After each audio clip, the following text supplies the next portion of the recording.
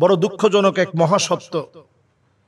আমরা 2025-এ এসে নিজের চোখে দেখলাম অসংখ্য মিডিয়া কভারেজ দিচ্ছে যে মেয়ে মা বাবার বিরুদ্ধে দাঁড়িয়েছে। আমরা তো এও দেখেছি মেয়ের হাতে মা বাবা খুন হয়েছে। নবী আলাইহিস সালাতু ওয়াস সালাম বলছেন, এমন একটা সময় তোমরা দেখবা যে সময়টা এত ভয়াবহ হবে, হাত্তা ইয়াকতুলা আবাহু, পিতামাতাকে শুধু ব্লেম দিবে না। এখনকার মেয়েটা তো ব্লেম দিচ্ছে, শুধু ব্লেম দিবে না, পিতামাতাকে রীতিমতো সন্তান মারবে।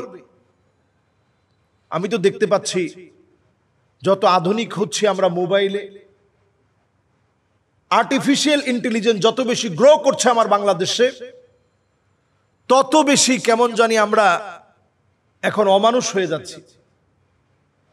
পিতামাতার সাথে সুন্দর আচরণ আমরা অনেকেই ভুলে যাচ্ছি। পিতামাতার সাথে খারাপ ব্যবহারকে আমরা ব্যবহার বলে মনে করছি।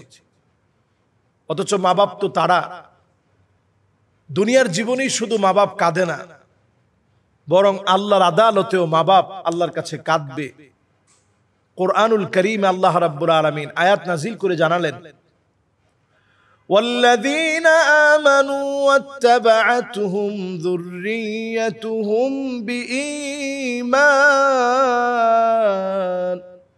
ألحقنا بهم ذريتهم وما ألتناهم من عملهم من شيء। আল্লাহ রাব্বুল আলামিনের আদালতে সেদিন বাপকে আল্লাহ তাআলা ডাকবেন। আল্লাহ জান্নাতের সামনে দাঁড়িয়ে বাপ কাঁদবে আর বলবে, আল্লাহ আইনা উসরতি, কোথায় আমার পরিবার, কোথায় আমার ছেলে, কোথায় আমার মেয়ে। আল্লাহ সেদিন সন্তানাদিদেরকে ডেকে আনবেন।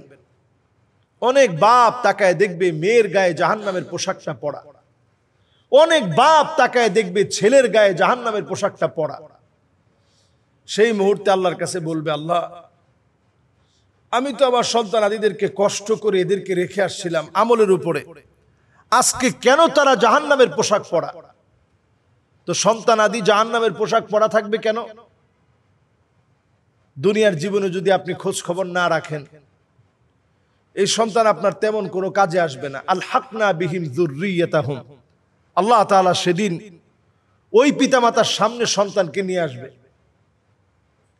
তাকায় দেখবে জাহান্নামের পোশাক, বাপ হাওমাও করে আল্লাহর কাছে কাঁদবে, আল্লাহ এদের এই দশা কেন হলো? প্রিয় ভাইয়েরা, সন্তানাদিদের জন্য, তাদের ভবিষ্যতের জন্য আমরা কত কিছু করি, দিন রাত আমরা পরিশ্রম করি, তারা যেন ভালো পড়াশোনা করে, ভালো মানুষ হতে পারে, এই চেষ্টা আমরা আপ্রাণভাবে করি। সব চেষ্টার পরেও এই সন্তানাদি অনেক মা বাবার জন্য সেদিন আল্লাহর সামনে, জান্নাতের সামনে দাঁড়িয়ে কান্না করার কারণ হবে। আজকে এই জাতীয় মেয়েদেরকে দেখলে, যারা ওয়েস্টার্ন ট্র্যাডিশনে বড় হচ্ছে, ওয়েস্টার্ন কালচারে যারা বড় হচ্ছে, এদেরকে দেখলে আমরা নিজেরা বড় অবাক হই। যারা পিতা মাতার বিরুদ্ধে সে মামলা দায়ের করে, যে একটু শাসন করেছে, আপনি নেশা করবেন আপনাকে শাসন করবে না, আপনি সারা দিন বাজে ছবি দেখবেন, মা বাপ প্রাইভেসি নামক এই যন্ত্র আপনার হাতে উঠাই দিয়েছে, আপনাকে মা বাপ কিছু বলতে পারে না। আমাদের দেশটা কখনো এই স্বকীয়তায় বড় হয়নি, আমরা এই স্বকীয়তায় বেড়ে উঠি নাই।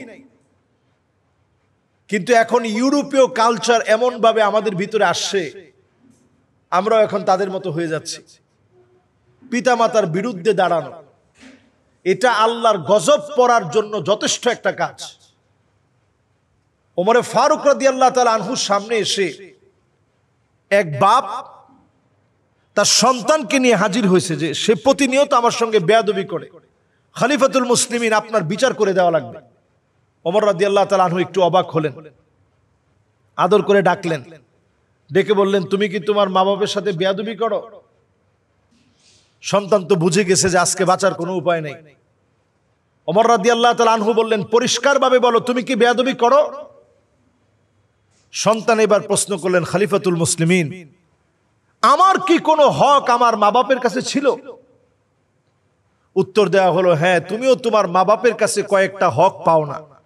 এক নাম্বার তোমার হক, তোমার মা বাপ তোমাকে এই পৃথিবীতে তুমি আসার আগেই তোমার বাপ তার চরিত্র ঠিক রাখবে, নেককার একজন স্ত্রী দেখে তার স্ত্রী হিসাবে গ্রহণ করবে। আমরা এই শর্তে একটু চিন্তা করেন, কয়জন বাপ হিসাবে আমরা সন্তান পৃথিবীতে আসার আগেই যোগ্য সন্তান যেন পৃথিবীতে আসে এই জন্য প্রস্তুতিমূলক নেককার দিনদার যেন আমার পরিবার হয়, এরকম একটা ফ্যামিলি বেছে নিয়েছি, এমন কয়জন আছে আমরা বলি? আমাদের সমাজে এখন আগে আমরা দেখি যে যেই মেয়েটারে বিয়ে করব মেয়েটা সুন্দর কিনা, অথচ নবী আলাইহিস সালাতু ওয়াস সালাম বলছেন ফাযফার বিযাতিদ দ্বীন তারিবাত ইয়াদাকি, আগে দিনদারি প্রাধান্য দাও।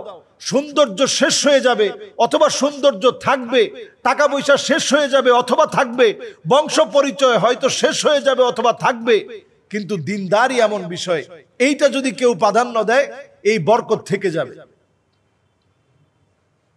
2 নাম্বার সন্তানের হক নবী আলাইহিস সালাতু ওয়াস সালাম জানিয়ে গেলেন। 2 নাম্বার হক হচ্ছে আপনি আপনার সন্তানের জন্য সুন্দর একটা নাম রাখবেন। আব্দুল্লাহ, আব্দুর রহমান, আরো যত সুন্দর নামগুলো আছে যেগুলো আল্লাহর প্রশংসা পাওয়া যায়, উব্বিদা ও হুম্মিদ, যেগুলোর ভিতরে আল্লাহর প্রশংসা, আল্লাহ রাব্বুল আলামিনের ইবাদত পাওয়া যায়, এইরকম নামগুলো রাখেন।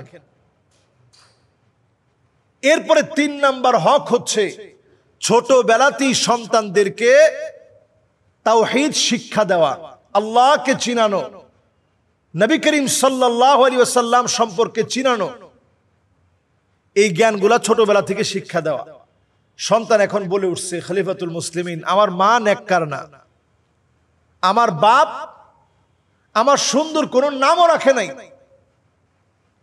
3 নম্বরে আমার বাপ, আমি সন্তান হিসেবে আল্লাহ পাককে আমাকে চিনায় নাই, তাওহীদের জ্ঞান আমাকে শিখায় নাই, বোঝায় নাই। হযরত ওমর রাদিয়াল্লাহু তাআলা আনহু মাথা নিচু করে ফেললেন। এজন্য আমরা আমাদের সন্তানদেরকে ভালো কিছু দিতে পারছি কিনা, সন্তানদের হকটুকুন আমরা আদায় করছি কিনা, এটাও আমাদের কিন্তু জানার বিষয়। এবং আমাদের এই জাতীয় মেয়েদেরকে দেখলে আমরা একটু চিন্তায় পড়ে যাই, আমরা একটু হতাশায় পড়ে যাই যে আমাদের আগামীর প্রজন্ম যাবে কোন দিকে। আমাদের আগামীর প্রজন্ম পথভ্রষ্টতার দিকে মিসগাইড হয়ে যদি চলে যায়, আমরা আমাদের এই প্রজন্মের জন্য কি করলাম, তাদেরকে আমরা বোঝাতে সক্ষম হয়নি। হয়তো আমরা হয়তো তাদেরকে বোঝাতে সক্ষম হইনি। যদি সক্ষম হতাম আমাদের এই প্রজন্ম মিসগাইড হতো না। এজন্য সন্তানদেরকে নসিহা করবেন, নসিহাতের সময় সন্তানদেরকে নসিহা করবেন, আদর করে, ভালোবাসা দিয়ে, সোহাগ দিয়ে, হাতে ধরে নসিহা করবেন। লোকমান আলাইহিস সালাতু ওয়াস সালাম নসিহা করেছিলেন স্বীয় সন্তানকে এইভাবে, কত চমৎকার শব্দ চয়নে, কত চমৎকার শব্দ চয়নে।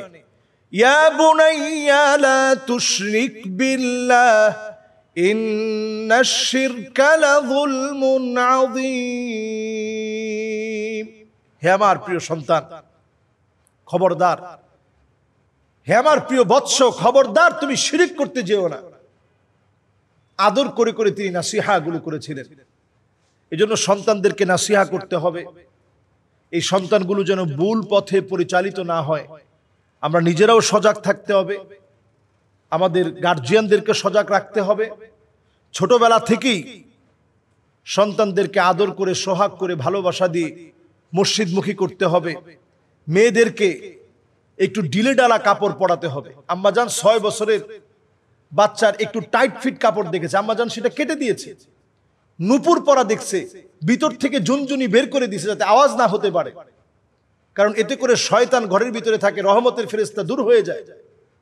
তো মেয়েদের ব্যাপারে ছোটকাল থেকেই ঢিলে ডালা পোশাক পরতে দেয়া, ছোটকাল থেকেই পর্দার বিষয়টা তাকে বুঝিয়ে আনা যে তোমাকে কিছুদিন পরেই কিন্তু পর্দা করা লাগবে।